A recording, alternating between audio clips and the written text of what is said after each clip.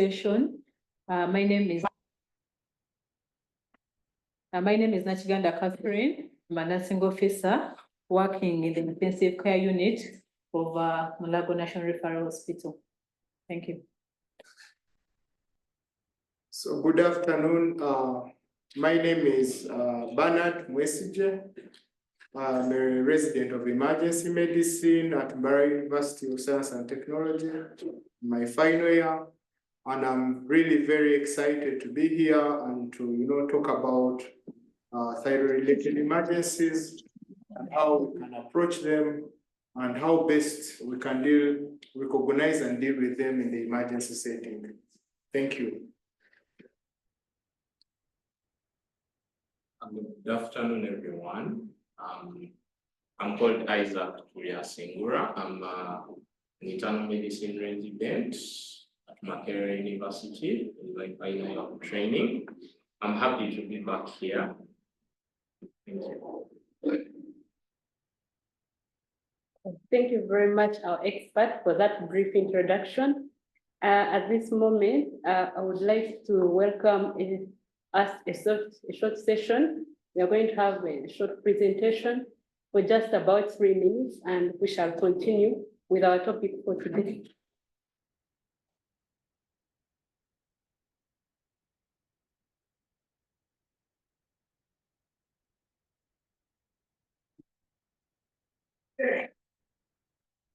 Thank you so much, moderator. Colleagues, you're welcome, and thanks so much for joining us today. I wanted to just take a bit of 3 minutes to introduce you to a migration that we'll be doing for our subsequent eco sessions. This was really intended to make us run seamless, but also to improve on how best to provide sessions to you. And this really has also been informed by a number of reasons, but also from some of your session evaluations. So there is something called iEcho, and iEcho is a platform that hosts majority of the echo sessions all over the world. But importantly, it gives you an opportunity for yourself to get registered, and once you're registered, you're able to catch up with sessions that are upcoming without necessarily having to keep registering every time. And then it also gives you an opportunity for you to be able to access the presentations, the PowerPoints, and even recordings directly from the platform. Just by being a member, you're able to download all those. And the session will also be able to, the platform will also be able to give you and send you reminders whenever you need, just before the session. So we shall be sharing a link in the chat, and we shall ask all of you to get registered onto this platform.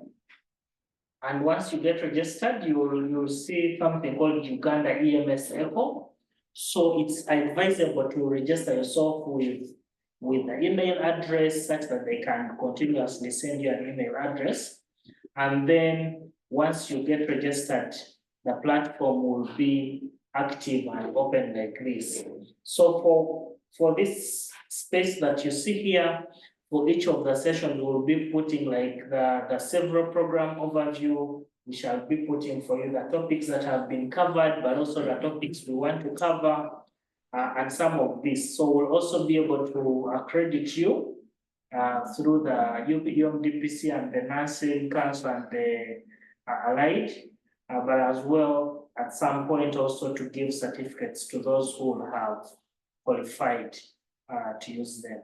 So I'm going to be sharing a link in the chat. We'll be supporting you remotely from now up to the next session for you to be able to get registered, and wherever you get an issue, you can always try to reach out. So try to navigate through the link that we'll share in the chat, and then you'll let us know if you have any challenges. Thank you, and back to you, moderator. Thank you very much for that brief overview on iEcho. I believe it is going to help us so much to navigate these challenges of every time having to register. And we have just shared the link. Please utilize the link and get registered so that you are we are just pick on the next session. And right now we are going to launch our pre-test. Shall share the link in the chat section.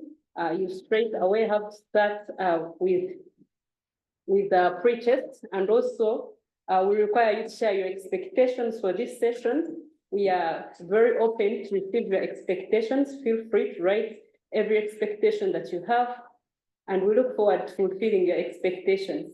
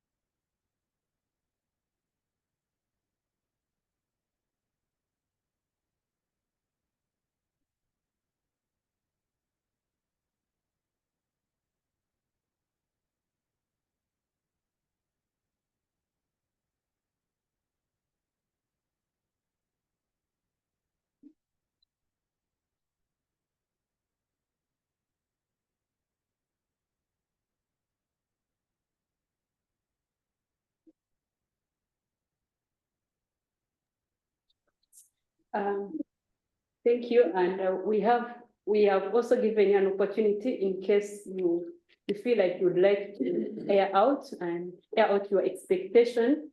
Feel free to raise your hand. We shall unmute you and we'll speak to us.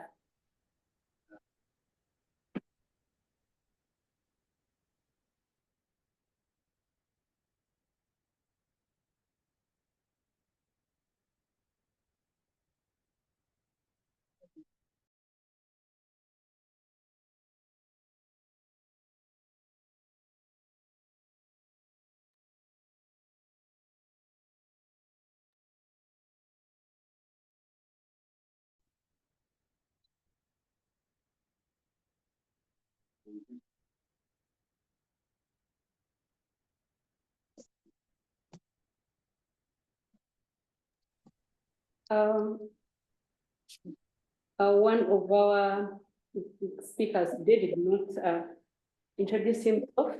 Please be gracious, feel free to unmute and speak right now.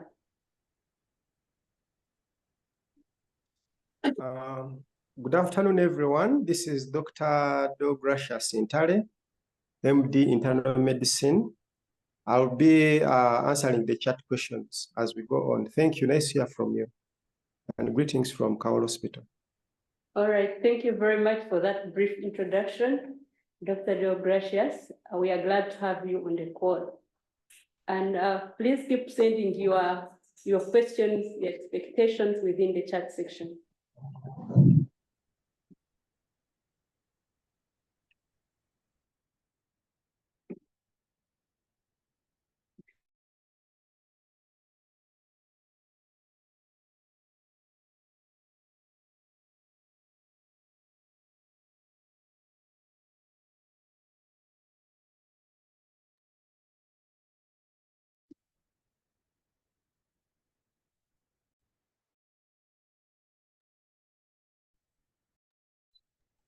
Okay, thank you very much. There is Rose who says she would like to know more about the management of thyroid storm.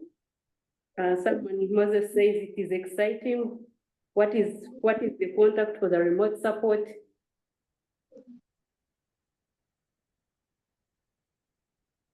Dr. Gava has already shared the link within the chat section. Please look out for it.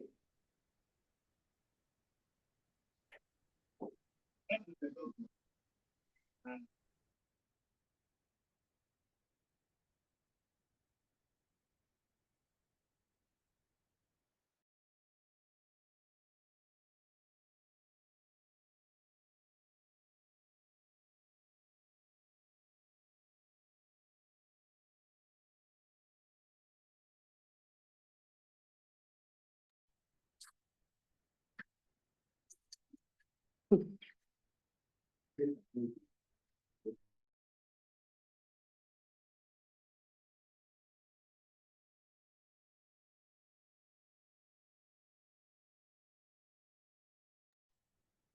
this moment, we are about to close the pre-test. We require you please summarize and finish up with the pre-test because we are about to close.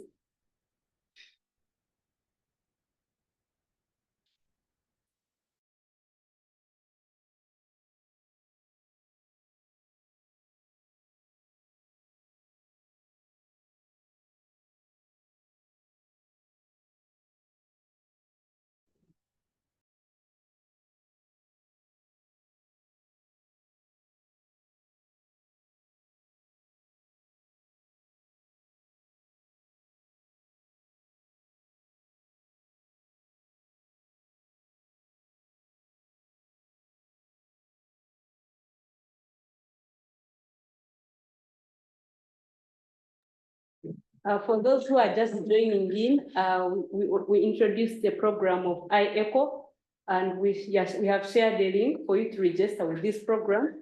This program will allow you to just continuously keep accessing these echo sessions with the information after the echo session every time you want.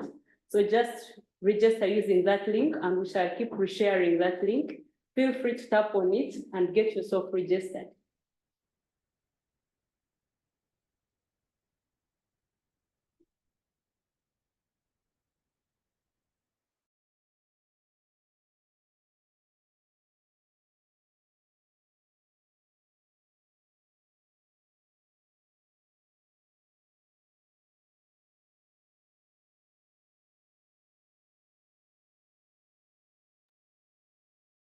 At this moment, I hope everyone has shared their pre-test, and let's welcome Dr. Isaac Singula for the case presentation. Thank you very much once again. I'm Isaac, and I'll take you through this patient case presentation. To help us through this session, try to understand how to approach and manage the patient with a thyroid emergency.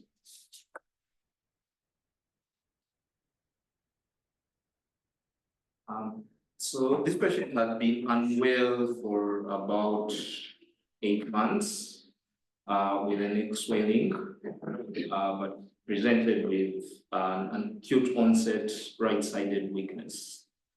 She was a 35-year-old female who came in as a referral from Kaole Hospital and had been hypertensive for a period of about 4 months and was getting 10 milligrams of amlodipine daily, 80 milligrams of losartan daily, and 4.5 milligrams of hydrochlorothiazide daily. Even with these 3 antihypertensive drugs, her blood pressures remained poorly controlled. And over the past 8 months prior to admission, she had noted a painless neck swelling that was progressively increasing in size. This neck swelling was central, but she did not, it was not painful, but she did not report any obstructive symptoms or any change in voice. And she noted associated symptoms with this neck swelling like palpitations, tremors, feeling fearful, and being anxious all the time, and a marked weight loss in that 8-month period, and oftentimes had trouble falling asleep. She did not report any difficulty in breathing during this period of illness. About a day prior to admission, she developed an acute right-sided sudden weakness, and this was associated with headache, and our attendants collaborated this history, telling us they observed having 1 episode of a generalized tonic-clonic convulsion that lasted about 2 minutes, and she thereafter had a reduced level of consciousness. She presented to hospital about 21 hours after the onset of symptoms. So from our routine primary survey for managing any patient with an emergency, her airway was patent, but obviously threatened by the reduced level of consciousness, and we plan really to maintain her airway patent and really achieve this through patient positioning and burst a good airway. Her breathing, she wasn't in distress. Her chest was clear. Was breathing at around 18 cycles per minute and saturating about 95% in room air, and we plan to monitor that. But in terms of circulation, she had a full volume pulse that was irregular. Her peripheries were otherwise warm, and her capillary fill time was, less than 2 seconds, which is normal. We noted that her heart rate was very fast, 145 beats per minute, and her blood pressure was very elevated, 186 systolic over 105 diastolic. We got 10 IV access at that point, took off samples for labs, and planned to get an urgent 12-lead ECG, to try to understand this tachyarrhythmia better. In terms of disability, she was semi-conscious, the Glasgow Coma scale of 18 out of 15. Her neck was soft, with no signs of meningism, but she had the right hemiparesis. Power on the upper limb and the lower limb on the right side was 2/5 compared to 5/5 on the left side.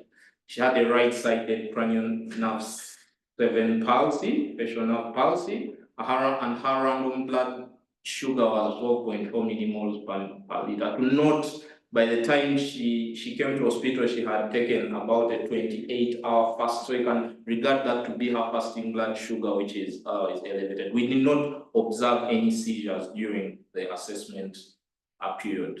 For this, we passed both a urethral catheter and an NG tube and placed her in recovery position, and planned to do an urgent brain CT scan because we suspected focal neurology. In terms of exposure, her auxiliary temperature was raised 38.2, and we did not observe any life-threatening injuries.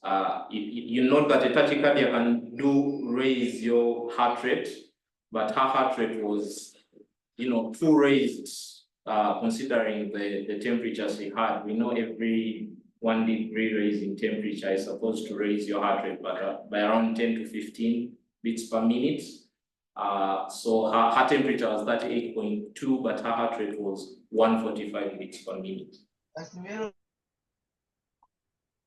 In terms of our head-to-toe exam in the secondary survey,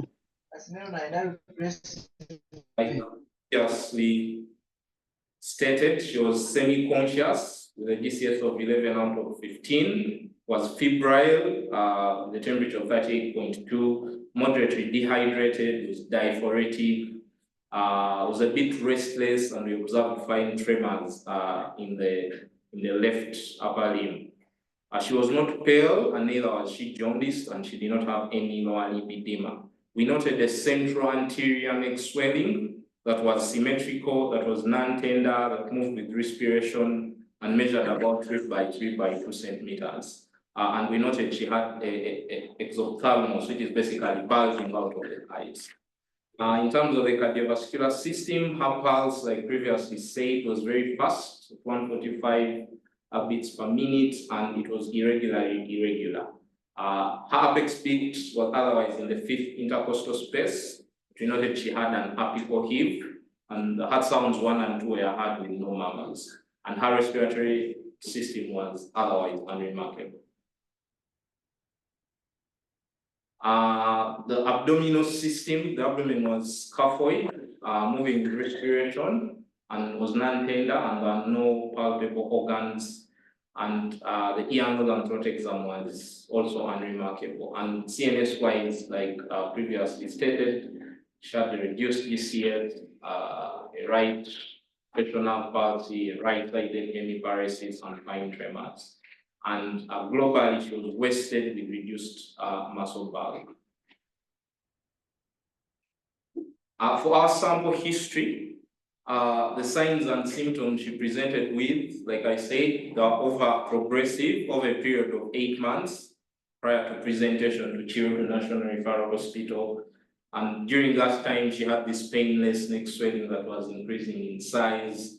And she had these symptoms I described before: palpitations, tremors, feeling anxious. And she noted to have lost weight during that period. and reported symptoms of polyuria and polydipsia and polyphagia about 2 months prior to admission. Her loss of consciousness and right-sided weakness and the seizures were all acute onset, and she came in about 20 hours after the onset of these symptoms. And examination-wise, she had an anterior neck swelling, exophthalmos, tremors, and irregular pulse, and right-sided hemiparesis. She was wasted and dehydrated. She did not get any known food or drug allergies, and she was previously taking 3 antihypertensive drugs, amlodipine, allostatin, and hydrochlorothiazide. Next. In terms of the past medical history, she has been hypertensive and seeking treatment at Kawol Hospital for the past 4 months, and her blood pressure was poorly controlled. This was the index admission in her life. She did not have any prior history of surgery or trauma or blood transfusion.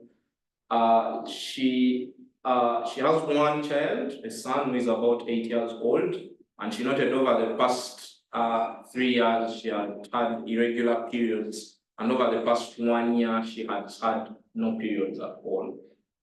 She's not married. There are no familial illnesses we could gather from the history, and she was neither using alcohol nor was she smoking. Like I alluded to before, her last meal was taken about 28 hours prior to admission. The patient was, observed to have these acute symptoms. She fell to the ground from a sitting position, and she was in her house, and thereafter got a seizure that lasted about 2 minutes, and she was rushed to hospital. So our problem list for this patient, she has reduced level of consciousness with a GCS of 11 out of 15, and she has a hypertensive emergency. Her blood pressure is greater than 180 systolic, over 110, and she has end organ damage. We suspected she had a stroke, so I think in all likelihood she has a hypertensive emergency. She has an irregular fast pulse that we thought highly likely to be. She was in atrial fibrillation, and we thought she had a left-sided cerebrovascular accident. And because of this, the neck swelling, the progressive symptoms, we thought she has background hyperthyroidism and was presenting in thyrotoxicosis. And we queried if this could be due to Graves' disease or toxic multinodular goiter.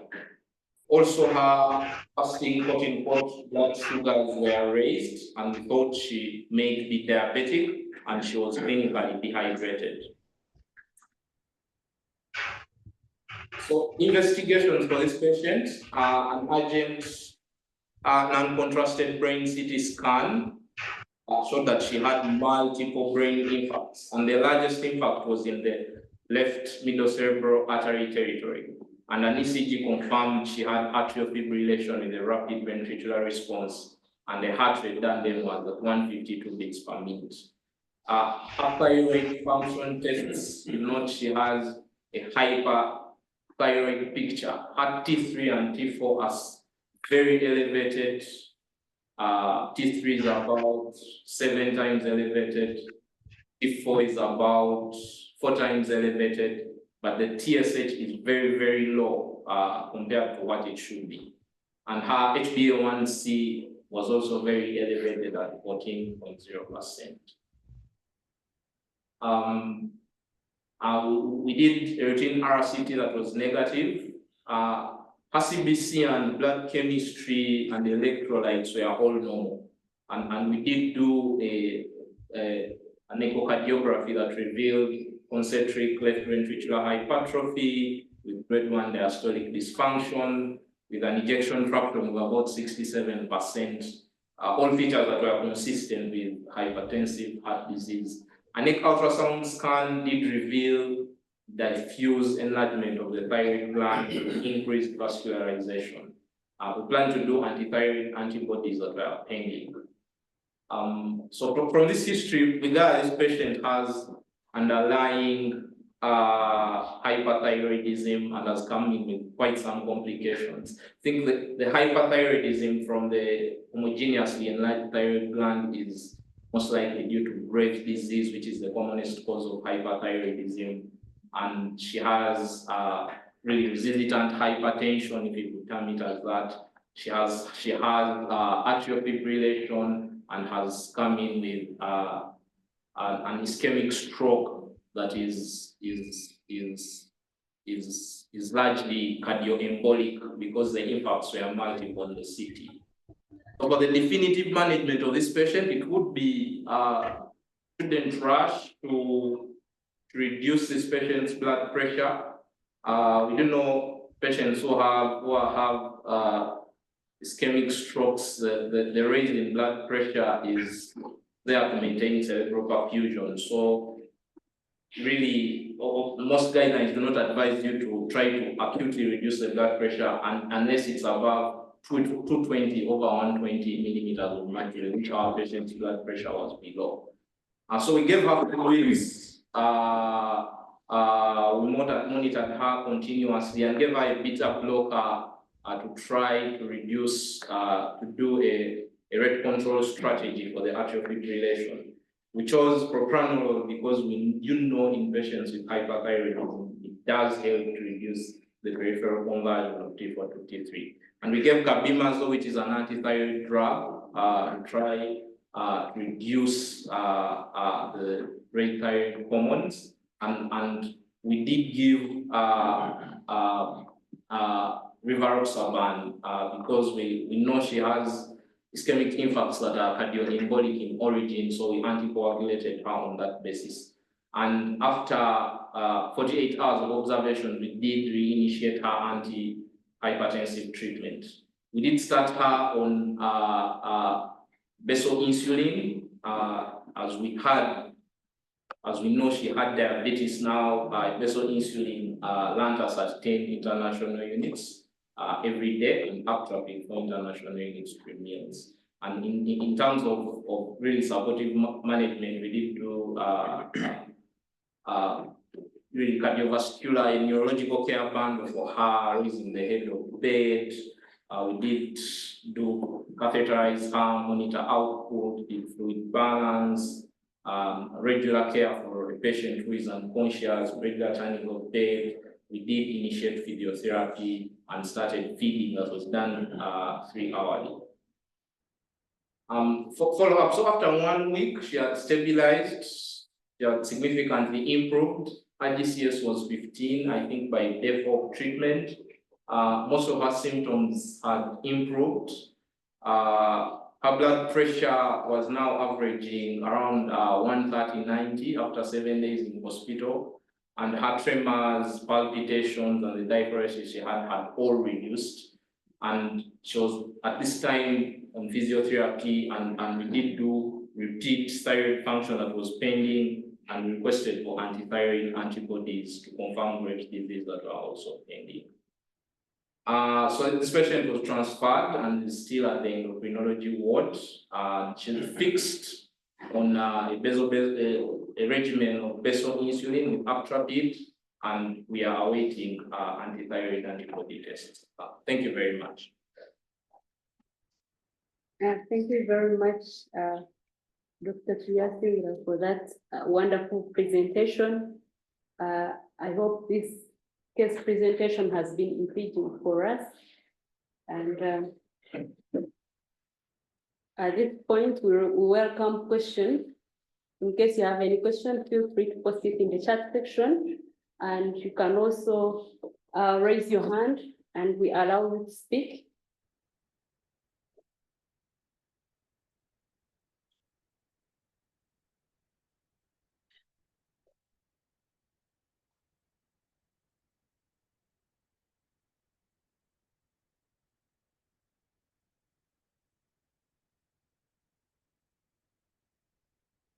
Colleagues with us on call, at this moment, we are welcoming questions and we are here to respond to your questions. Feel free to raise your hand. We shall allow you to unmute and speak. You can also post your questions within the chat section.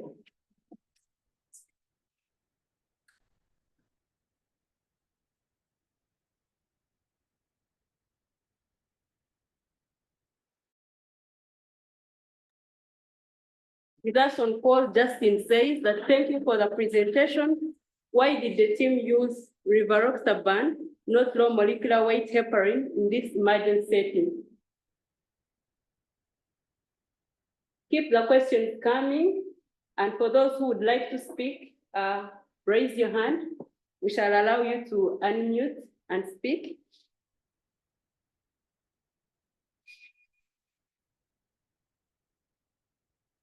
Also, Justin asks, was the patient within the time for lytic therapy?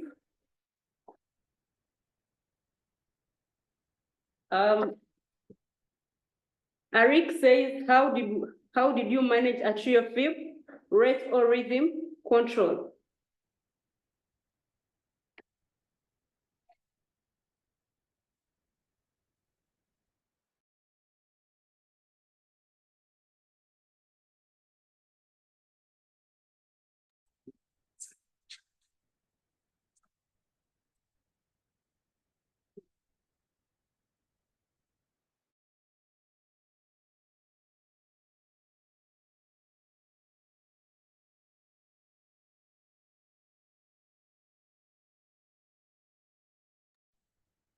Okay, we have good news for you. Some of your questions will be answered within the chat section, and others we shall answer them later on. At this moment, let's welcome Dr. Bernard Mwesigwa to present the approach to the patient with thyroid-related emergencies within the ED.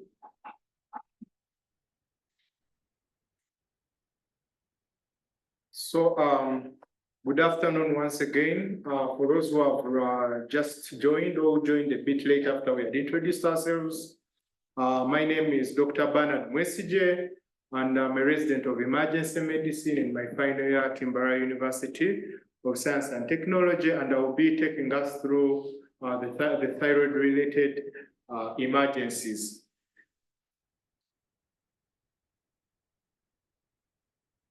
So basically, from this, we expect that at the end of this session or discussion, we shall have an introduction to thyroid emergencies, assessment, ED clinical presentation, investigations of these thyroid-related emergencies.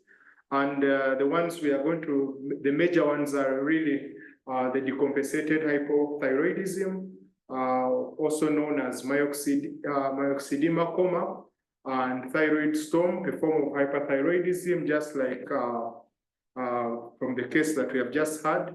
We shall look at, we shall discuss in our discussion, we shall cover the pre-hospital management, ED management, and finally, where most of these patients will end up, like in the case that we've just had.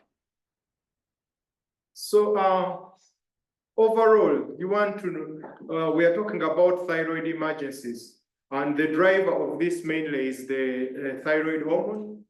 And one of the key things that we have to know or to remember is that the thyroid hormone is one of those hormones that is responsible for increasing our basal metabolic rate. Here we are talking about driving our system, the engine that is driving the food, the fuel. One of that is the thyroid hormone. It has also other functions in increasing protein synthesis, the production of proteins in your body, which are necessary for growth, normal growth and development. And finally, it also increases the expression and sensitivity of beta-adrenergic receptors. So these are receptors that are part of the sympathetic system, that when you're stimulated, you're able to act, you're able to, to respond appropriately. And the thyroid hormone has a function, a role in expression of these receptors. Next slide.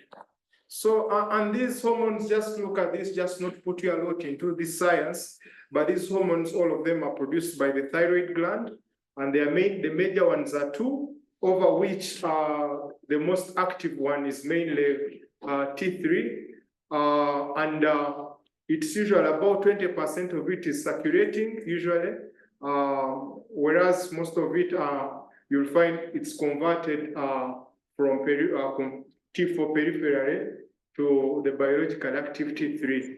And the thyroid gland that is the is the only endocrine organ you'll find which stores large quantities of the hormone in a way that that's why you find if you have trauma, you have anything that releases that, you will end up in a thyroid emergency.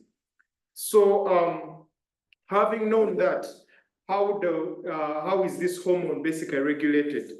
I know this is a lot of science, but we can just to know that we have some organs in the brain, particularly the hypothalamus and the pituitary, that actually produce certain hormones that actually regulate and cause the thyroid gland to produce these thyroid hormones. And when the thyroid hormones become many, they actually negatively cause in the brain to actually reduce that production in what we call a negative feedback loop. And the image you see there, I know you may not overdwell in it. You can go and read further about it, but it's mainly to really bring out this control that it starts all the way from the brain, gets to the gland, and finally into the systems. And as these hormones become many, they always go back and prevent more production of themselves. And the secretion of this can be, brought about mainly by other things like stress, exercises, because those things stimulate you to actually act, be very active, and you need those hormones for that, for increment of that metabolic rate to be able to have, to implement or to do the things that you're supposed to do, or to deal with the stress that you might actually have. So this table here, I'm putting it there. It's a very complicated table.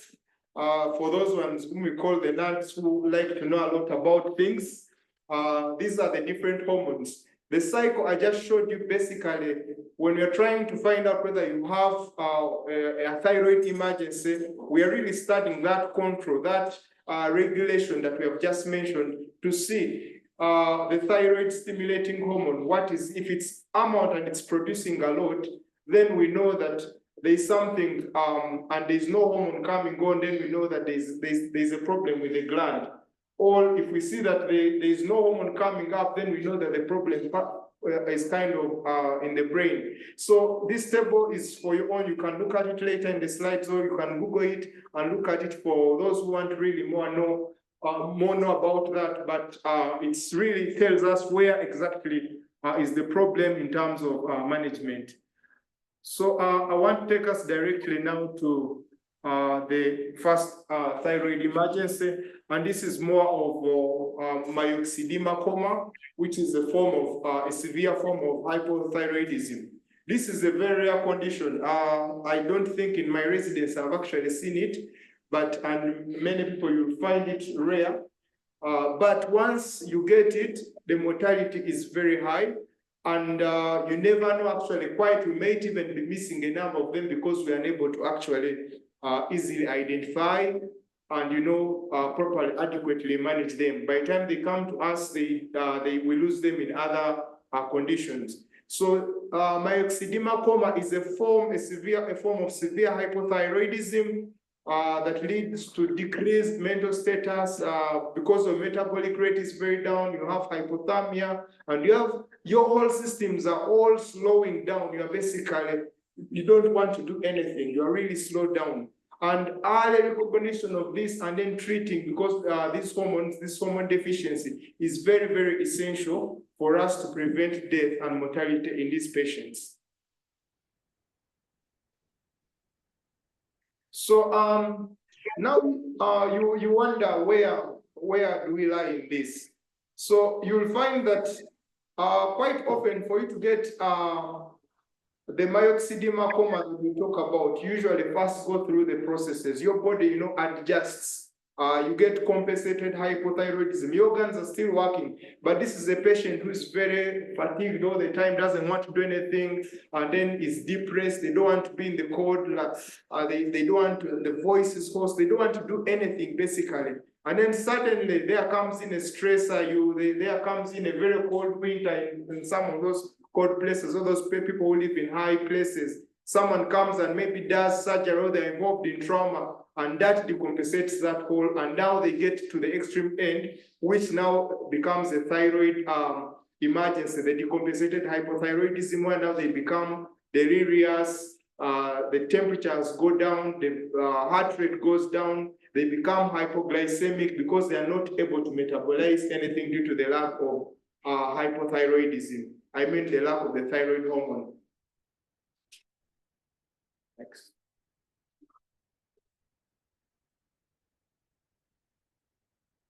So what would be those diagnostic clues? This is most likely a patient or a client, a patient who has had a thyroidectomy done and they have removed all the thyroid gland and is unable to produce anymore. So what you will see a scar on the neck. This is a patient who probably has been on radioiodine therapy and have been on any treatment for hypothyroidism.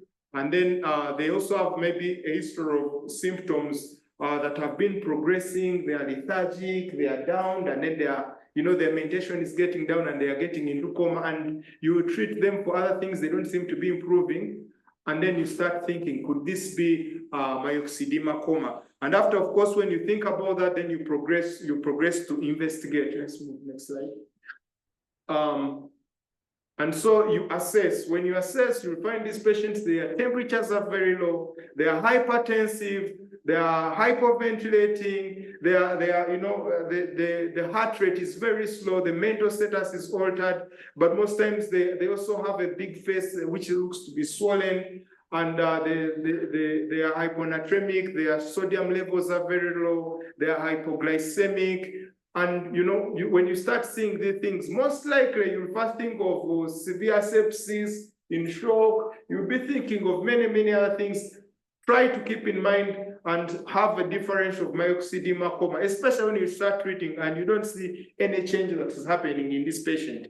And so you will find some of the things like I mentioned earlier that could cause and aggravate patients with hypothyroidism into the myxedema coma include things like infections, sepsis, strokes, exposure. Someone is exposed to very cold, a lot of cold, like is hit by rain, and the next day they are very sick, and then that you start suspecting that this could be myxedema coma.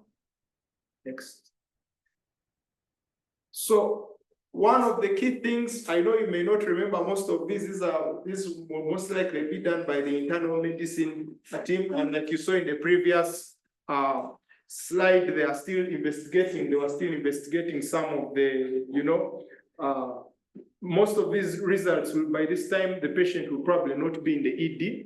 But these are very good for you to know that we have to order them in the ED, the thyroid function tests, where we are looking at thyroid stimulating hormone, which may be low or very high dependent on whether the hypothyroidism is central from the brain or it is directly from the gland.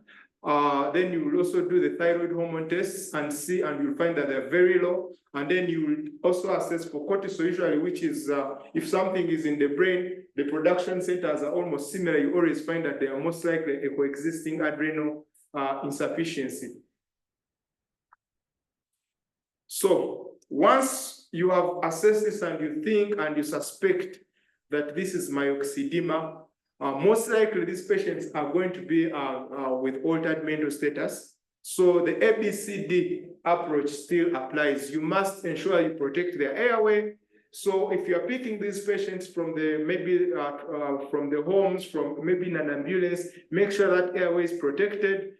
Make sure that if they need ventilatory support when they arrive in the ED, you're able to provide it. And I hope as we grow in the ED, that ventilatory support can even be provided much earlier, even by the ambulance team. You must monitor for electrolyte derangements, acid-base deficiencies or disorders, and then you have to start them on fluid resuscitation. And in the fluid resuscitation, because of the hyponatremia, you must avoid giving hypotonic fluids. We have to go with normal saline. And if you're thinking you want to treat hypoglycemia, make sure you constitute it with normal saline. You don't use D5 because you're likely to worsen the hypoglycemia. Most of these patients will also require vasopressor support for hypotension. And the treatment basically will be replacement of the hormone. So most of these will end up receiving the hormone, the levothyroxine, and it will be started and maintained, and you'll find they're actually on it for a very long time. If you want to know the doses, you can look them up. I know even if you read them now, you may not be able to remember them, but at least remember that if someone has myxedema coma, they need thyroid hormone replacement therapy for them to be able to come out of it. Next. Next slide. Okay, we mentioned on hyponatremia, which you have to restrict fluids. Do not give hypotonic fluids like D5, half strength Darrows, and in cases only we consider giving hypertonic saline when we're having the symptomatic or severe hyponatremia, that is less than 120.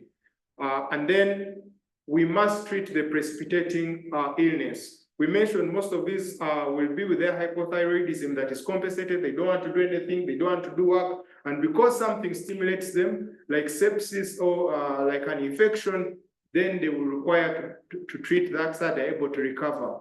And then because it is usually assumed, usually most times you find there is also possible adrenal insufficiency. There's a role of steroids that we give 100 milligrams of hydrocortisone every 8 hours to ensure until we're able to exclude that we don't have any adrenal insufficiency.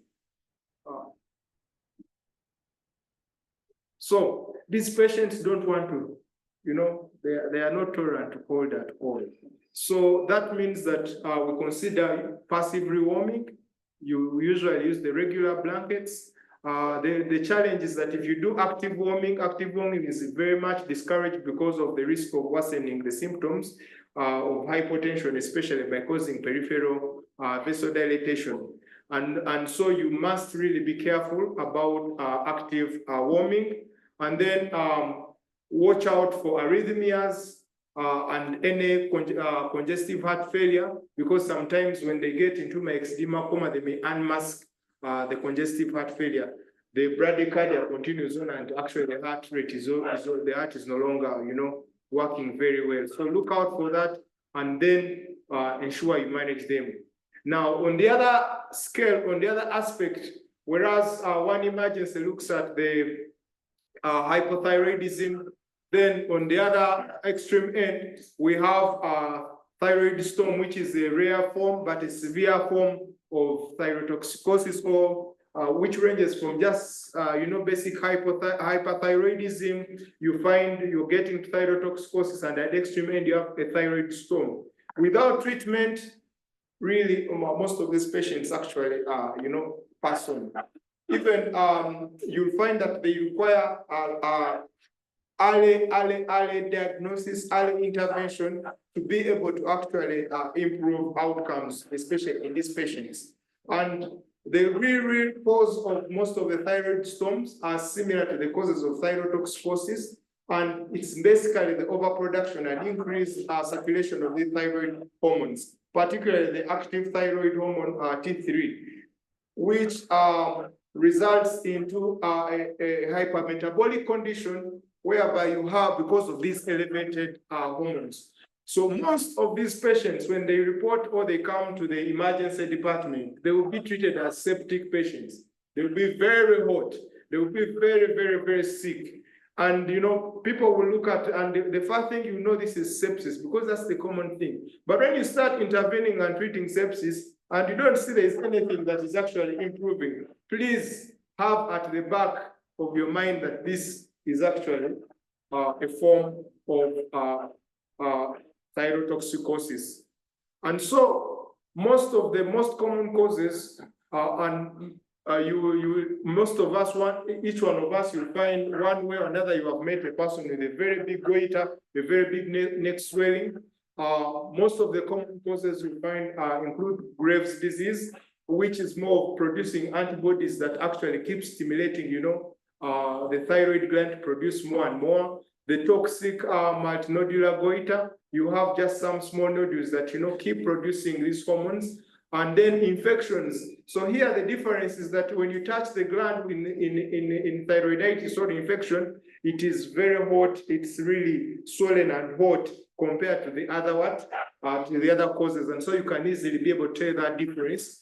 And the number of causes that can lead to thyroiditis are very, very many, ranging from drugs like amiodarone and lithium to trauma to infections to also autoimmune diseases, but also even the postpartum period, like mothers who have just delivered, they can also end up now precipitating a thyroid storm secondary from thyroiditis.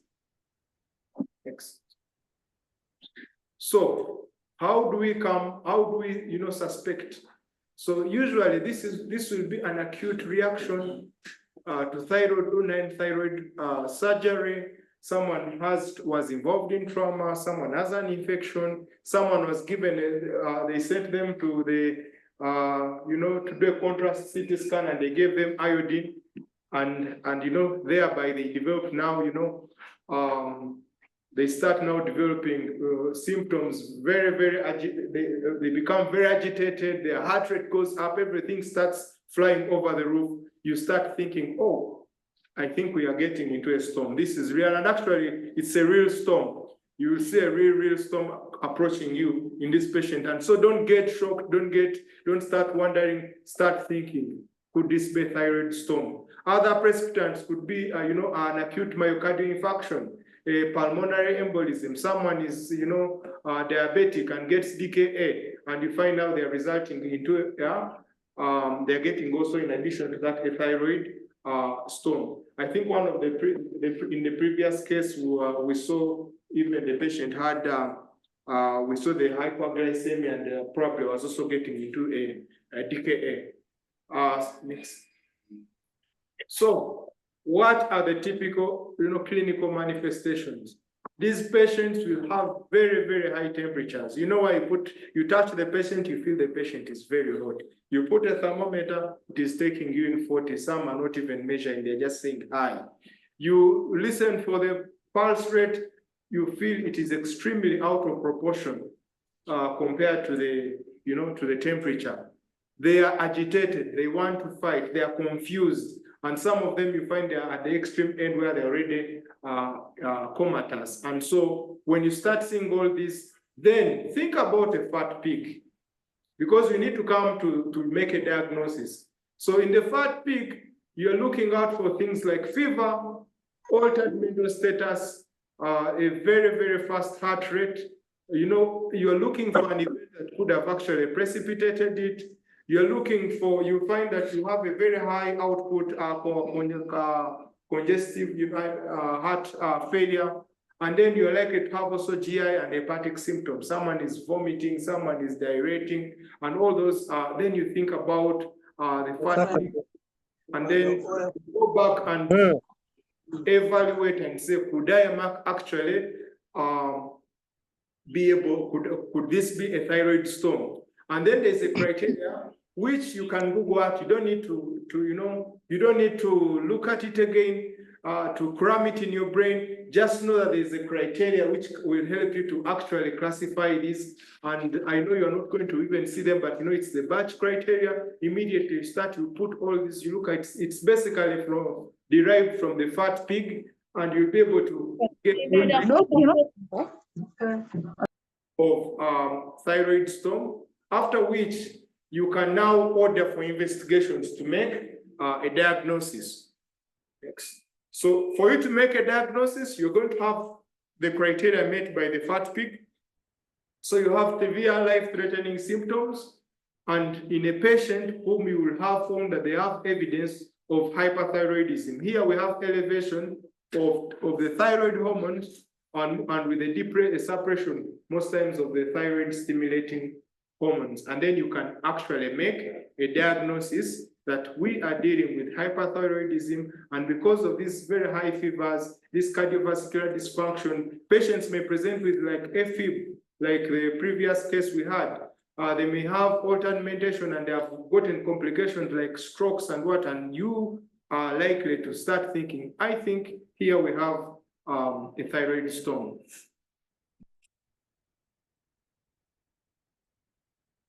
So, in addition, to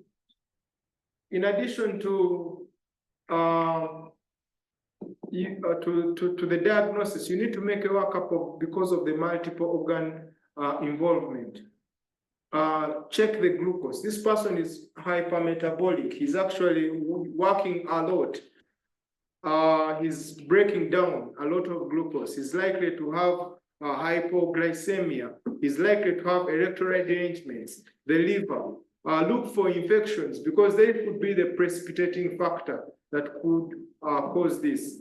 Other things like creatinine kinase to identify features of rhabdomyolysis because of the increased metabolic rate, and also do blood cultures and look for infectious causes so that we are able to not just to be able to rule in and rule out and be able to identify what could be precipitating this hyperthyroidism. An ECG could be able to identify an acute myocardial infarction or a myocardial ischemia.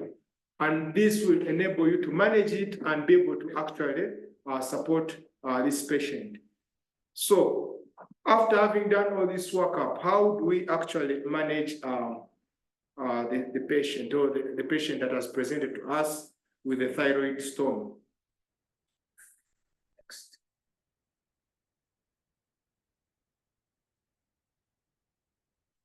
So here, most of it will start with supportive management. So the ABCs, the ABCs, the ABCs.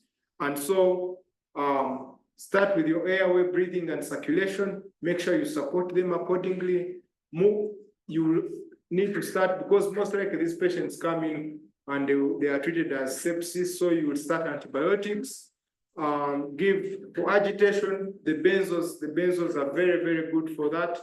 You may need to cool and warm, and here the best drug for that is acetaminophen. You will discover that it's actually contraindicated to use their NSAIDs because of their role in actually worsening the thyroid the thyrotoxicosis. Then the fluid electrolyte replacement, glucose, all come into to support the patient as you actually investigate. And once you have a diagnosis of hyperthyroidism or a thyroid storm, you're going to now proceed to actually definitively manage by giving and actually in a definitive kind of order. Let's go to the next. So the first step usually when you're now managing the hyperthyroidism, now the thyroid hormones themselves, it's really looking at the cascade, the loop that we mentioned earlier. And one is to start with beta blockade. The most common used recommended drug is propranolol. Other people in other settings, if you don't have propranolol, you can use esmolol. And propranolol has other advantages in that it also prevents the conversion. It kind of also helps in the conversion of prevention of T4 to T3, which hits two parts of the loop. The next is you want to inhibit production by using either propylthiouracil or methimazole. These drugs, you don't need to really cram them. You can always look up for them. But just remember that we start with beta blockade. Beta blockade will help with the heart rate, will help with the, the tachycardia that you're dealing with, and it will slow a bit down. And in addition to other advantages, then you go to reduce the production of T3, T4. And then the next step would be to actually prevent the conversion of T3 to T4, T4 to T3, that's the next slide. You prevent the conversion of T4 to T3. And here we usually use iodide, potassium iodide or glucose solution. Now, it is very, very important that before you use the potassium iodide, you must allow almost 1 hour, at least 1 hour, after giving methimazole or propylthiouracil. Why? Because when you give this potassium iodide, it is likely to actually be used as a substrate for production of the hormone if you have not yet inhibited the synthesis. And propylthiouracil will take, or methimazole takes about an hour before they're able to prevent that process. And then after you have inhibited the release, then you must also go further to prevent the conversion of T4 to T3, which is still in the other loop. And usually there, hydrocortisone is one of the best drugs for that. But also the other, like we mentioned, you find the propylthiouracil and propranolol also have an effect in prevention of conversion of T4 to T3.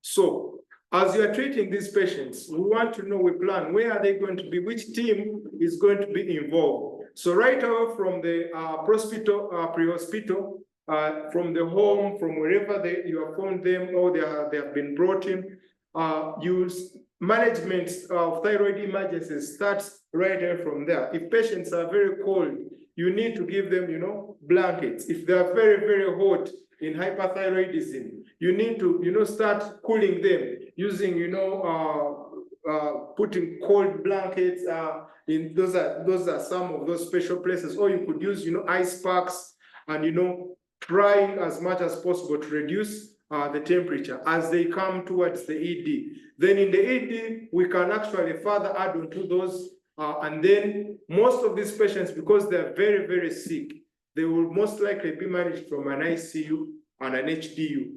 And if without these two places, most times for the emergencies, they end up, you'll find the mortality is actually very high. And it's from that, as we bring, as they improve, then they can end up to the medical ward.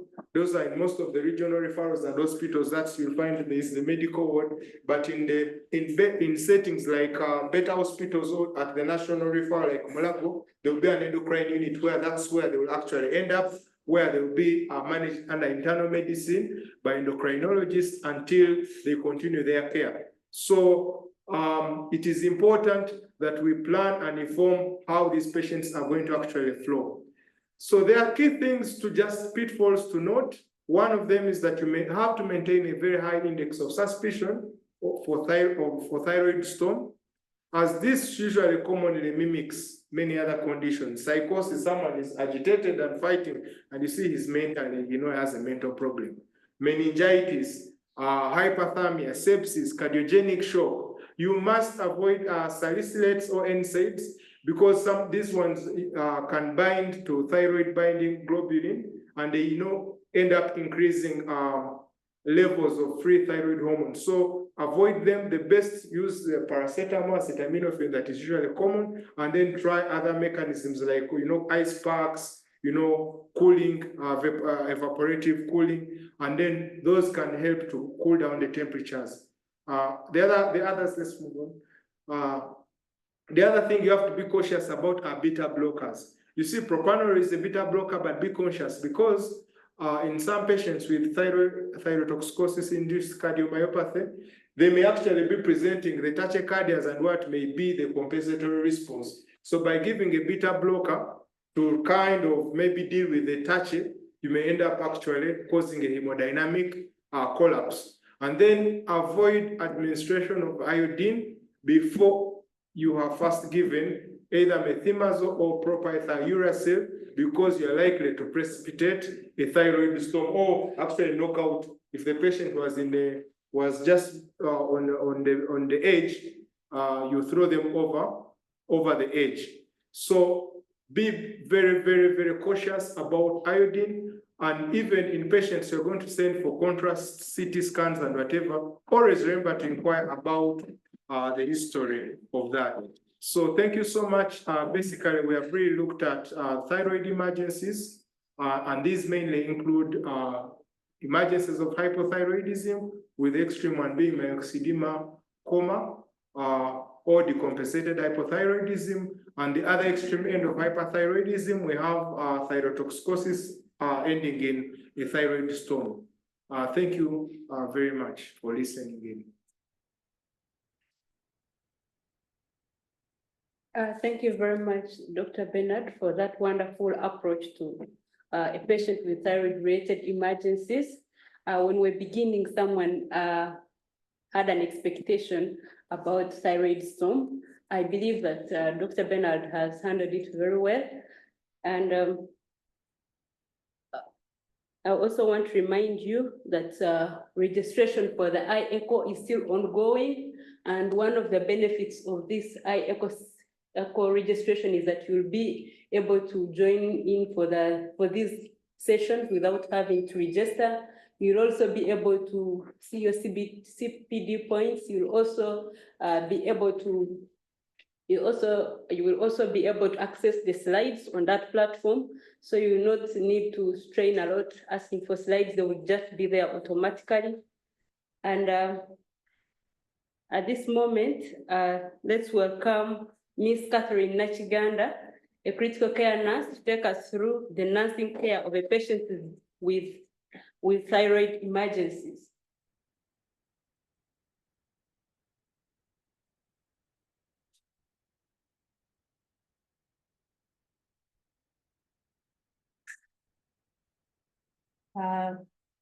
Thank you, coordinator. Good afternoon, team, once again.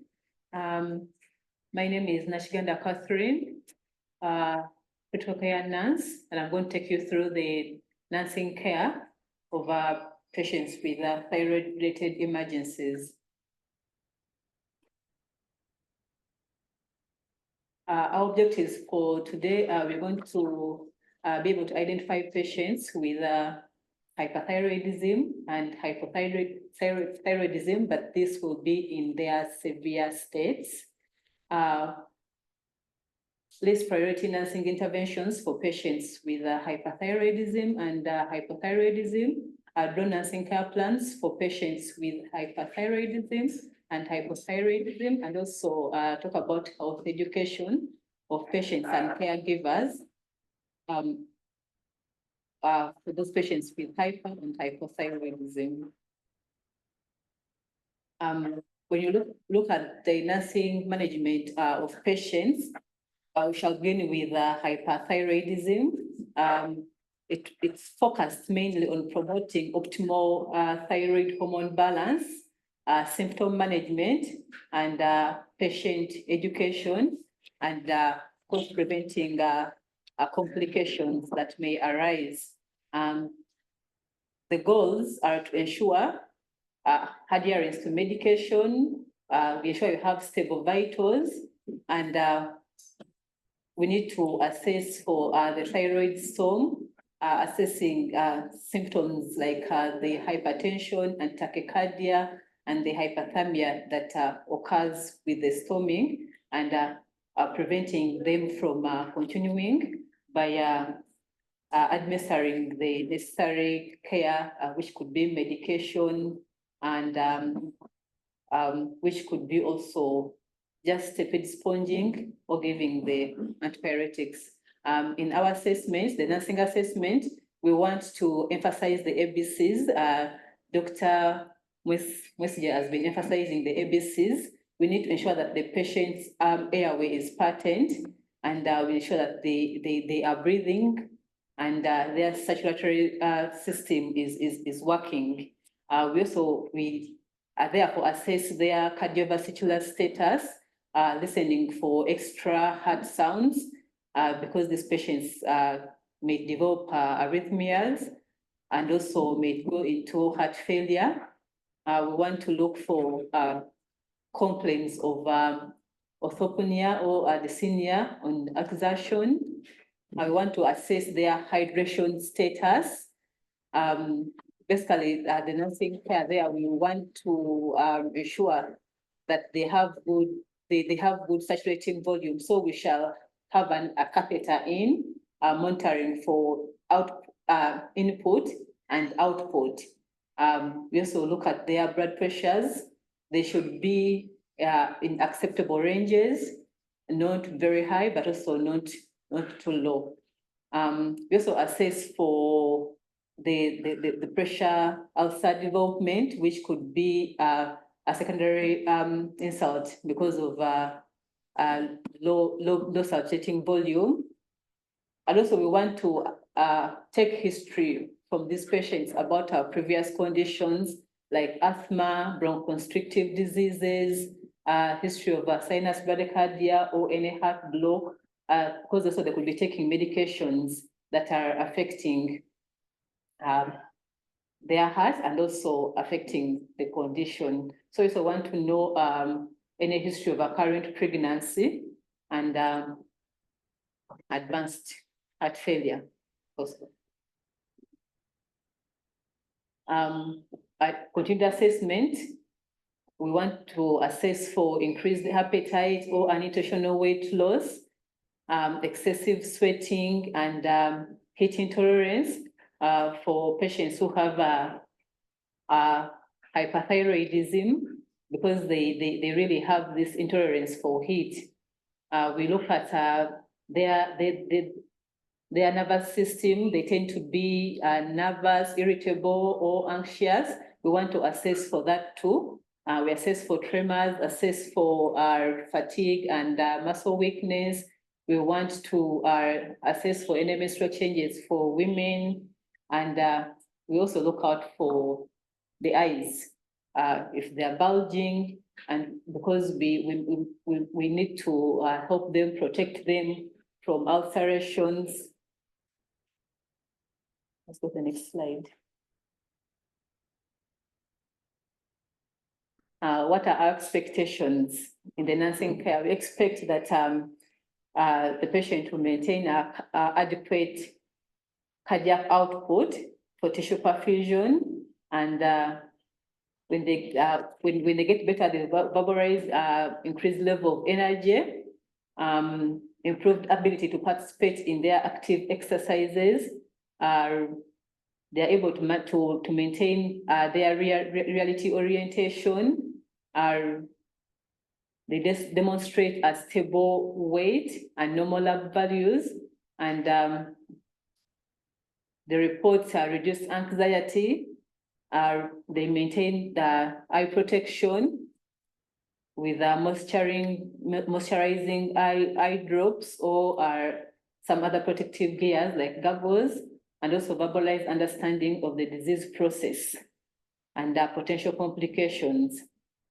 Our monitoring, we need to monitor patients' ABCs, airway, breathing and saturation, maintain a patent airway, because patients may be having a swelling that the doctor was saying, which may be pressing on their airway. So we need to ensure that it's patent, and if it's not patent, we need to use gadgets like an airway piece, if necessary, to make it open, but also we need to be ready to intubate these patients and probably mechanically ventilate them if they can't ventilate.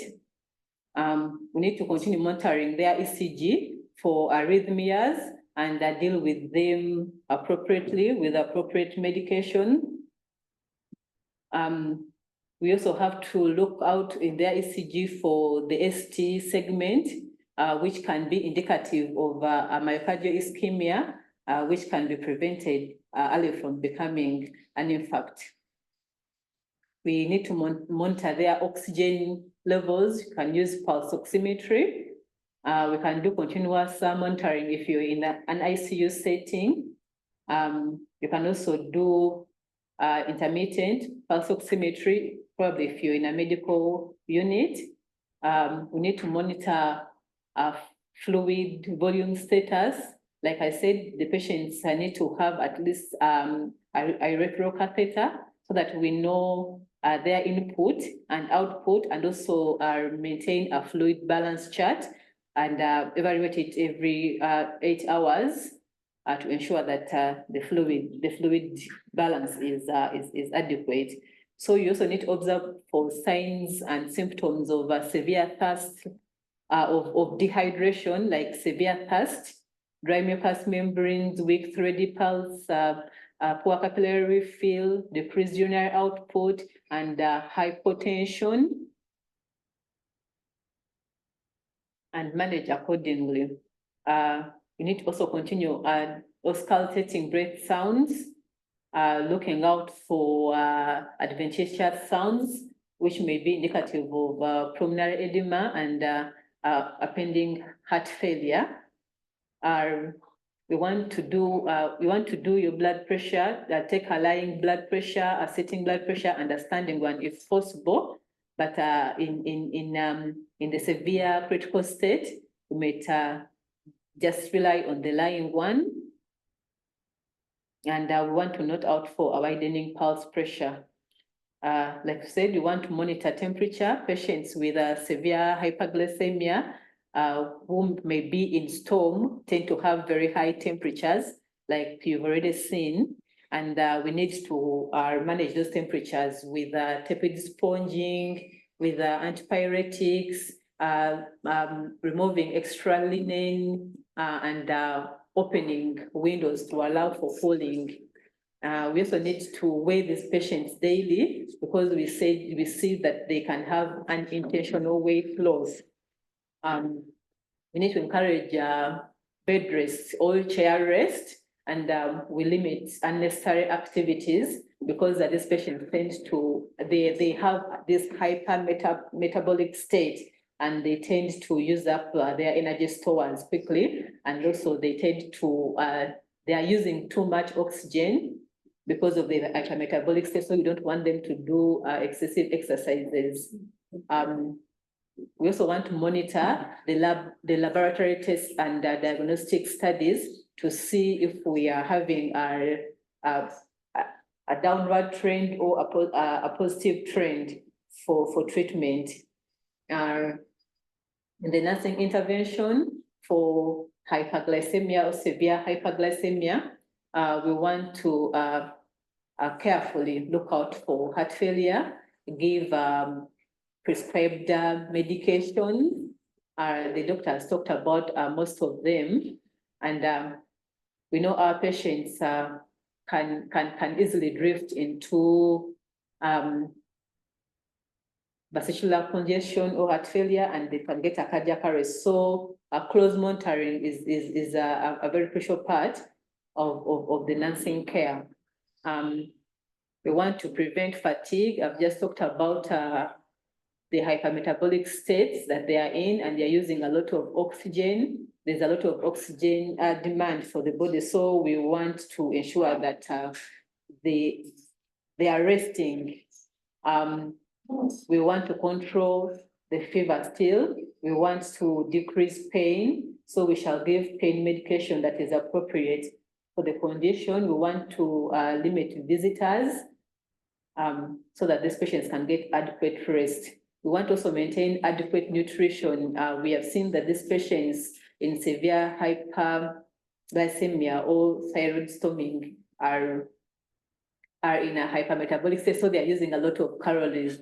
So we want to also involve dietitians to plan their meals. And we want to encourage them to have small, high calorie meals, but frequent, at least about 6 servings in a day. And we may find that some of these patients, because they can drift into coma, they cannot feed themselves. So you may need to pass an NG tube and give them semi-liquid feeds, which should be very nutritious. We also want to administer dextrose-containing intravenous fluids. We've seen that the doctor said we should not be giving them isotonic fluid, but when you're giving them the normal saline or Ringer's lactate, you will need to add in some dextrose to compensate for the hypermetabolic state and also prevent hypoglycemia. We want to reduce anxiety because of the excess hormones. They can affect the patient's brain, and the patients can become confused, anxious, and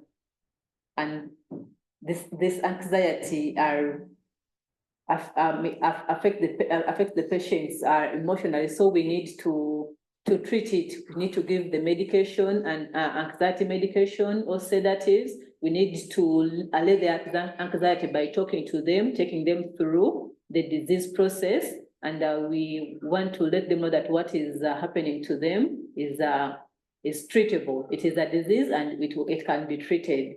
So we also want to reduce on the stimuli, a quiet environment. You can give them some soothing music so that they can calm down.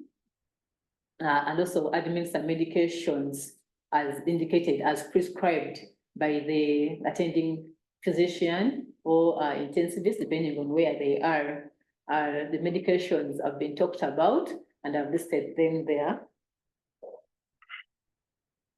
We want to maintain tissue integrity. We've seen that these patients tend to develop that condition. Their eyes bulge out and they can't close them easily when they are sleeping. But also, they need to know that even when they are moving, for example, you have a patient who is not admitted, they need to really protect their eyes. But if they are in the hospital setting, you need to advise them or provide them with moisturizing eye drops, and you can also help them close their eyes. You tap on the eye, what they call it, the eyelid, and it closes for them, so that they do not easily ulcerate. We want to improve their thought process. Just like I said, they become anxious, they become delirious, and they can become agitated. So you need to continue reassuring them. You need to take them through their disease process. You need to give them, to administer to them the prescribed anxiolytics and sedatives so that they can rest. We need to provide supplemental oxygen, because we've seen in that hypermetabolic state, they are using a lot of oxygen. Now we need to provide pulmonary hygiene and respiratory hygiene, especially when they drift into a coma state and they cannot protect their airway. They can easily aspirate. First and foremost, they get intubated so that we protect their airway, protect them from aspiration. We can do suction for them to reduce on the secretion in the airway that can trickle into the lungs. We already talked about the temperature control. So that patients in the thyroid storming state they have very high temperatures that can shoot even up to the 40s. We really need to control those temperatures. We talked about the different modalities for temperature management, and the doctor stressed that we need to use paracetamol and non-NSAIDs.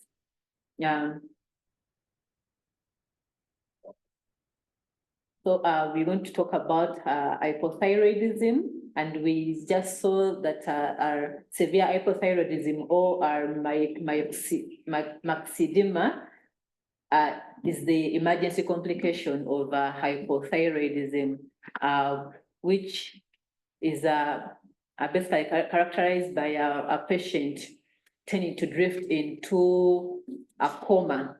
And they have cold intolerance. They cannot protect their airway, so they can easily become hypoxic. They have decreased cardiac output, and like I said, level of consciousness, coma, and they can be hypotensive. So our nursing management for patients with a severe hyperthyroidism or edema coma will really emphasize still on the ABCs. Let's go to the next slide. On the ABCs and ensuring a patent airway, but also monitoring we have seen that they have cold intolerance, so they will really be very cold even on a warm day. You need to ensure that they are warm. They tend to be very hypotensive. They are holding on this fluid, which is extravasating into around tissues and is not sticking into the blood vessels. And they tend to have bradycardia. So So they'll be having decreased pulses, decreased respiratory rate, and basically speaking, we need to ensure that their ABCs are well assessed, well monitored, and controlled. So we need to also assess for edema. They've just said that their fluid does not stick into the blood vessels, it tends to extravasate. So you find that they'll have edema mostly around the periorbital area and the extremities. So we need to assess for that too. We need to monitor their weight daily because they are already going onto this water with extravasating. So they may gain weight quickly and it can lead them into fluid overload. We need to also assess for constipation, like we've seen in the severe state, the severe hyperglycemia, they have a hypermetabolic rate. In hypothyroidism, they have a low metabolism, and also their GI system is moving very slowly, and they can easily become constipated. So we need to watch out for constipation. That will also help us in their nutritional treatment. Also, we want to determine the patient's risk factors, which may put them into this hypothyroidism state or even hyperthyroidism, like it's more common in the female gender, age of 60 and above. Also, the family history of thyroid disorders, a surgical removal of a thyroid gland. So you need to look at the neck. There may be an incision, or there may be patients who are getting radiotherapy around the head and the neck, and that can affect the thyroid and its function. So you need to get that history. And your priorities as a nurse when you're managing a patient in severe hypoglycemia, you want to look at airway patency, anticipating that this patient may go into a coma and they may need to be intubated and ventilated. You need to ensure that your intubation set is ready for use, and there, you're able to access a place where they can do ventilation, like an ICU or in the emergency department. You need to look out for the cardiac rhythm, looking out for arrhythmias, especially the bradycardia that are likely to develop. They may also develop heart blocks and actually get heart failure. We talked about warming. We need to prioritize warming because these patients have cold intolerance. We also need to prescribe administration of prescribed medications and maintain euvolemia or normal blood pressures. I put in some nursing diagnoses for patients with this hypothyroidism. We looked at ineffective tissue perfusion, where they don't have adequate volume to perfuse different tissues, and they go into hypoxia. We looked at hypothermia. We looked at imbalanced nutrition, less than or more than body requirements, where they're gaining weight, but we know that that is holding onto fluid that is not actually being utilized, or less than body requirements because they have very low metabolic states and they are not utilizing all the meals that they're being given because of the low metabolic rate. Then fatigue, activity intolerance, and of course, knowledge deficit.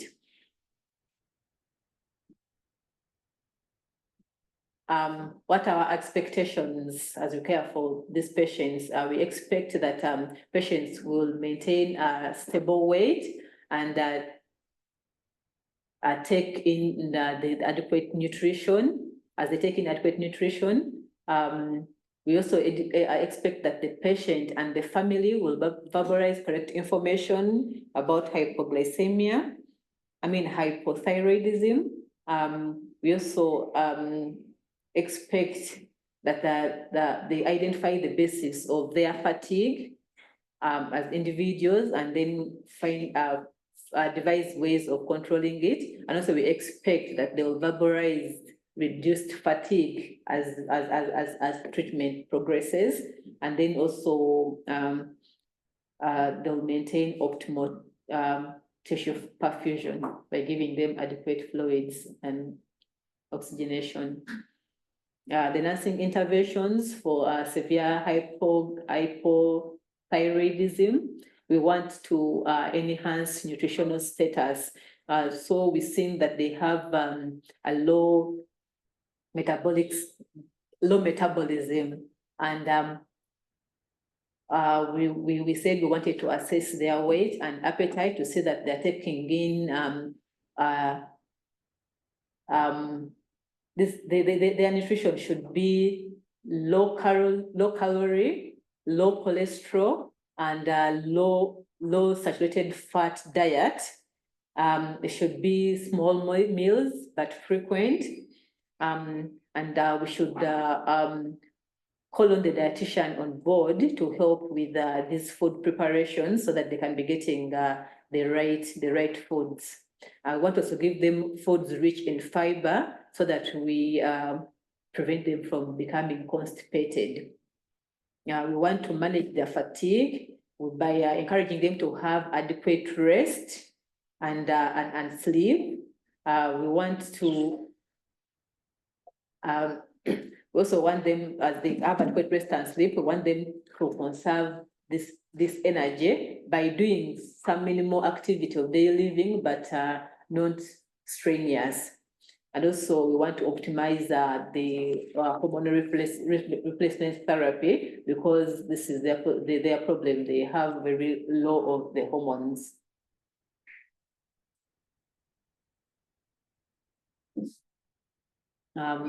We want to, so yes, okay, we have already talked about administration of medications that are necessary. We want to monitor results of the diagnostics and lab procedures to ensure that that there's improvement. We also want to run some other lab tests like the autoimmune test to find out the cause of this hypothyroidism. We want to assess and monitor for any other complications that are arising. We want to continuously assess the vital signs, assess for the development of the hypothyroidism crisis. We want to also assess on their mental health changes. And we want to administer adequate fluid and maintain an input-output chart. So patient and family education for hyperthyroidism, we want to educate, put emphasis on drug adherence for the prescribed medication, and we want them to know that they'll likely to take these medications for life. We want to emphasize on adequate nutrition, small frequent meals. We want to educate on the need for taking adequate fluids. We want to educate them on early recognition of signs and symptoms of infection so that they can be treated promptly. We want to educate them on consistency with follow-up reviews and the need to regularly check on the thyroid hormone levels. Sorry. And for hypothyroidism, we want to educate them still on the need for drug adherence, and we also want to educate them on the need for still regular monitoring of the thyroid levels, educate on dietary needs and lifestyle changes, the need to improve, then also education, provide further support and resources as needed to meet the physical needs. So we want to refer them to where they can get more information. Those are some of my references. Thank you.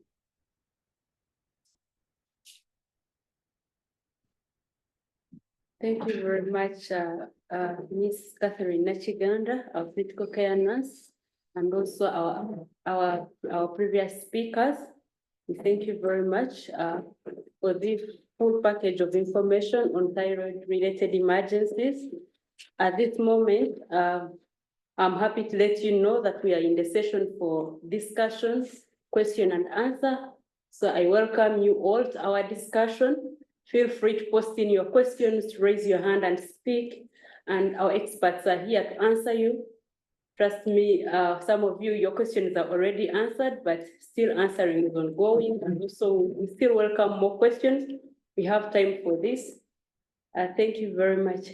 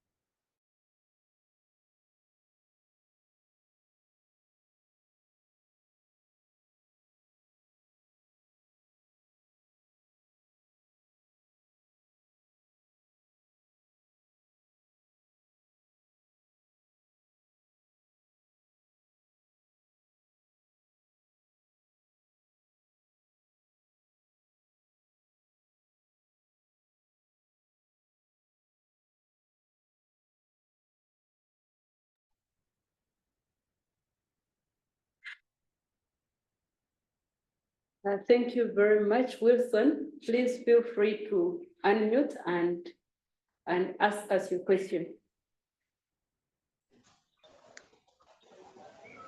Thank you very much, Tim, for the wonderful presentation. I have a question which is epidemiological in nature. The last presenter, sister, she said that it's common in women above 60 years of age. And I'm wondering, why is it that thyroid emergencies are common in women as opposed to male? Are there specific maybe agents in women which are not in men, which actually make them prone to goiters and all that? Thank you. Thank you very much for that question. Let me welcome our experts to get back to.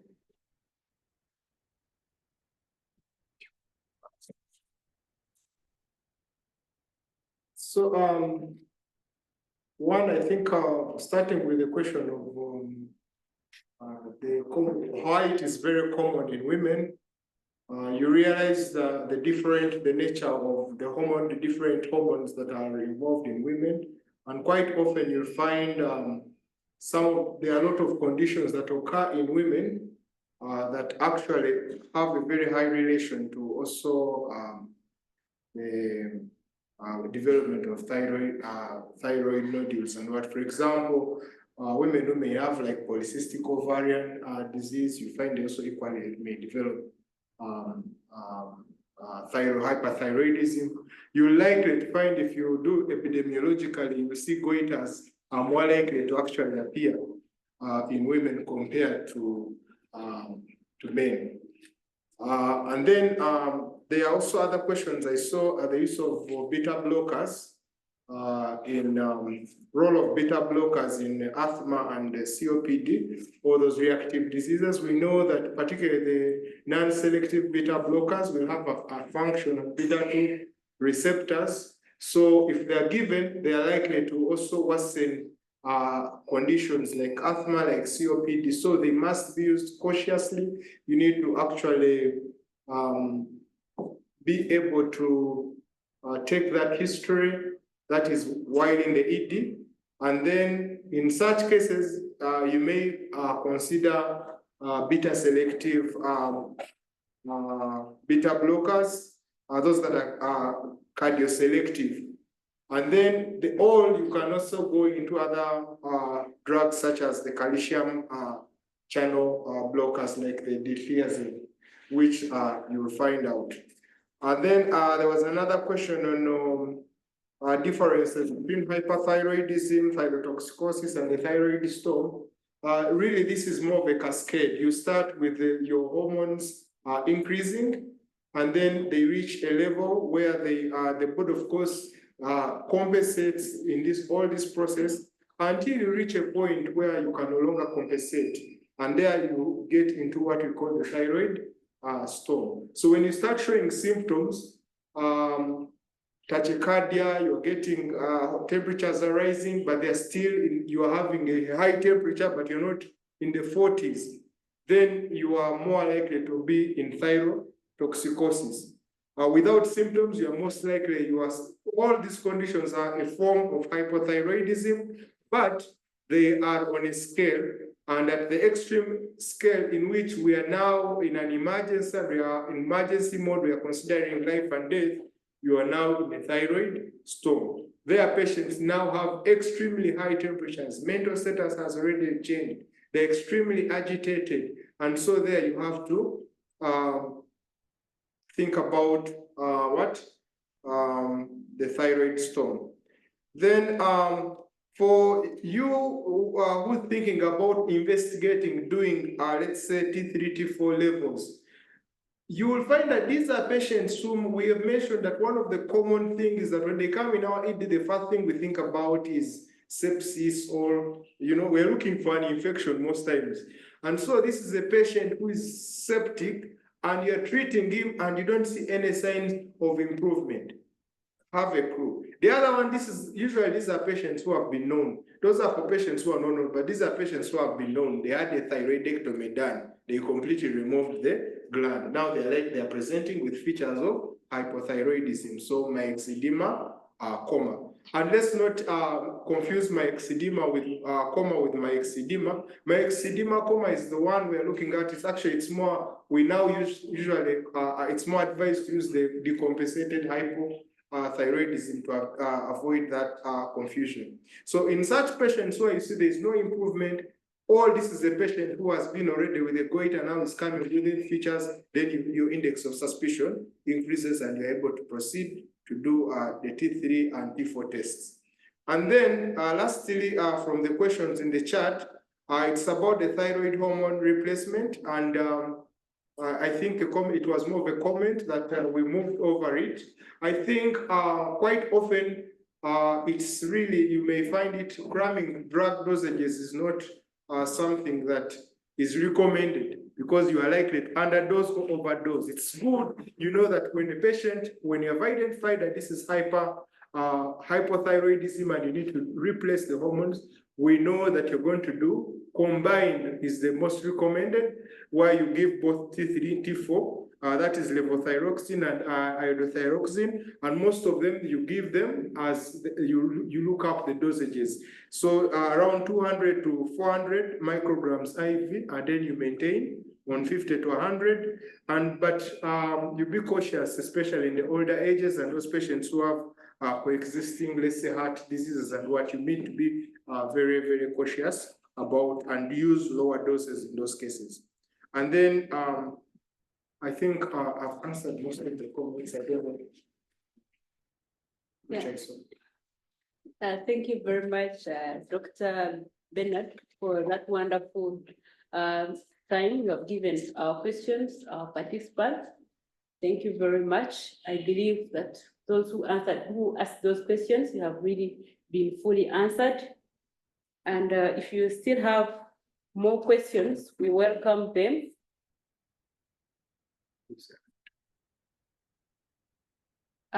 Marvin, Ariki, you are most welcome to give us your question. I see your hand is up.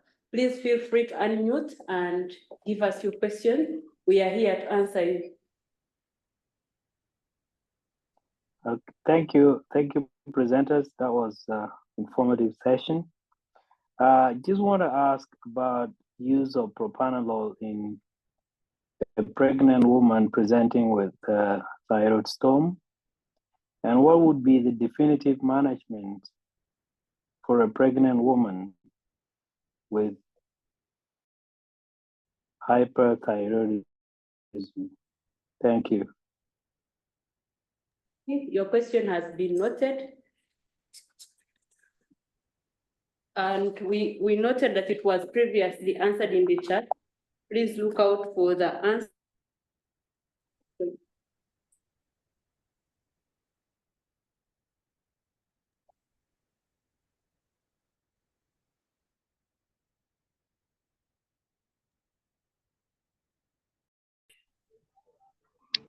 Okay, at this moment, I'm also know that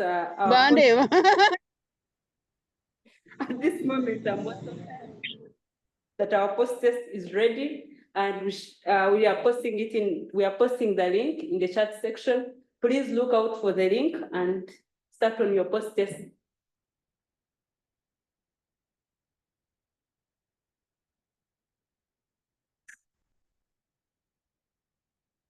Please note that our post test is timed, so you need to start as soon as possible as you can, so that you are not caught up by time.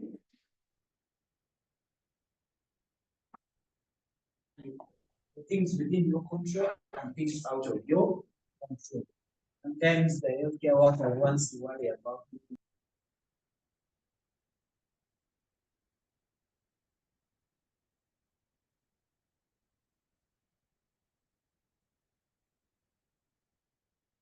For those who joined in later, we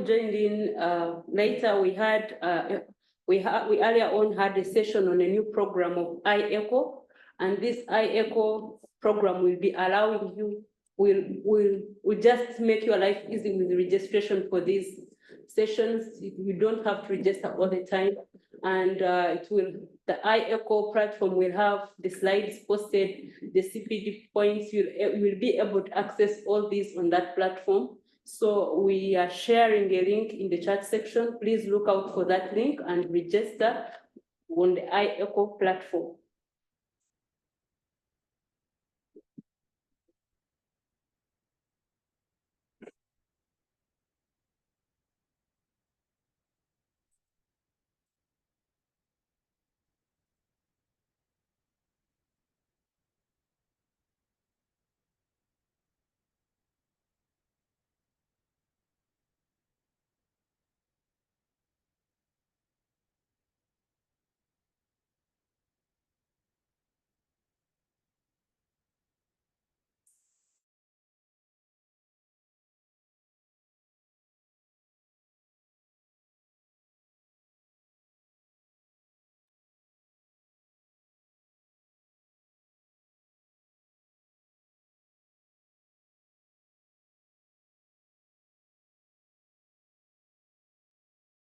Jocelyn can take you through the post test. You can now post the post. Okay, as the post test is ongoing, continue to look out for that link and start on the post test if you have not yet done so. Let's have our experts give their closing remarks at this moment. And I'm happy to begin with Dr. Bernard to give us his closing remarks. So thank you, Sheila. And thanks to Seed Global for DemoH for organizing this to enable us to share with our fellow colleagues all over the country on some of the thyroid emergencies, or situations that could occur to us and we are stuck and we are wondering what to do. So please know that these happen and are likely to be, whereas they are rare, they actually occur. It is easy to miss them out if you don't think about them. Have a high index of suspicion in patients who are very sick and don't seem to be responding to the most common treatments that we offer to them. And you can go and read further or reach out if you have registered. You'll get more of the slides and read more to find out and enlighten yourself on the thyroid emergencies. Thanks once again for listening in and have a great weekend. Thank you very much, Dr. Bernard, for those wonderful closing remarks. At this moment, I'm happy to welcome Catherine Nachiganda, our critical care nurse, to give us her closing remarks. Thank you, Sheila, for this opportunity, and thank to Seed Global for giving us this opportunity to talk to the masses about thyroid-related emergencies. We know some of these conditions have been happening in your settings, and they have been misdiagnosed or are because when patients present with some of these signs and symptoms, so many other things may come into play.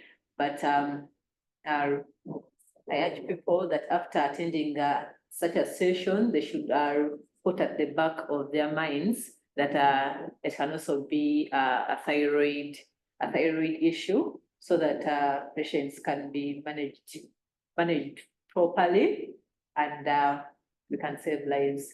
Thank you. Thank you very much, Catherine, for those wonderful closing remarks. At this moment, I'm happy to welcome one of our experts, Dr. Isaac Turia-Singula, to give us his closing remarks. Thank you very much. I'd like to thank Seed Global Uganda and the Ministry of Health for organizing these sessions to remind us, to teach us, to make us improve in our patient care. And I guess the take home from this, I take home two things. One is the importance of a secondary survey. A thyroid emergency is that patient you're going to need, to ask very many things about in the secondary survey. You're going to need to extensively explore them. The primary survey may not immediately show you the diagnosis that it's related to, say, the hyper or hypothyroidism, but you need to dig deeper in your secondary survey. Two, thyroid emergencies are really multi-systemic, and the case we presented highlighted that. So very many organs are involved. Patient we presented had an ischemic stroke, had atrial fibrillation.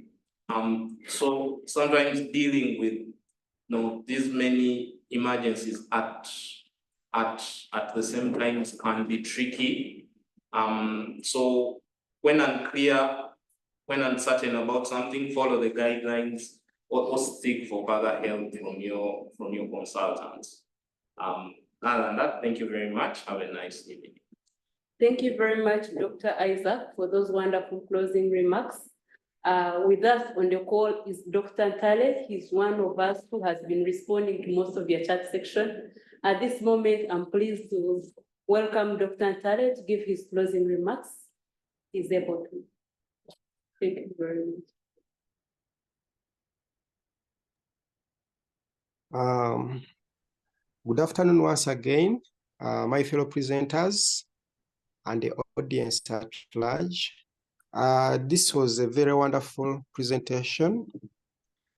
Our take-home message should be that for every patient you receive, either in OPD or in the wards, you should always have a high index of suspicion about emergency medical conditions, not only thyroid storm, myxedema, coma, but even others like hypoglycemia, diabetic ketoacidosis, acute myocardial infarction. Because if you look around, you find that the precipitants of these thyroid emergencies actually tend to be common in acute illnesses like acute myocardial infarction, DKA, sepsis, among others.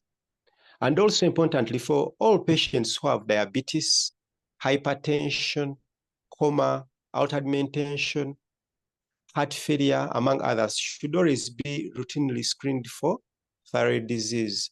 Lastly, in the baseline assessment for thyroid disease, only 2 tests are required when it comes to the blood tests. That is total TSH and then free T4. There is no use to always routinely order T3. So just those 2 tests are enough. Thank you. Thank you very much for those wonderful closing remarks. At this time, I'm happy to let you know that the next eco session is also upcoming. So always look out for these eco sessions. Every time is a learning time. Personally, I've been able to learn a lot today. So do not get tired of having new knowledge, of adding to your knowledge. Always look out for these eco sessions because they are here to help us. And all the best. At this moment, I also encourage you to stay on the call. We are going to take a screenshot. We are going to take a picture of us all who have been able to attend this eco session. You can just turn on your videos and look into your camera, and then we capture our photo. Thank you very much.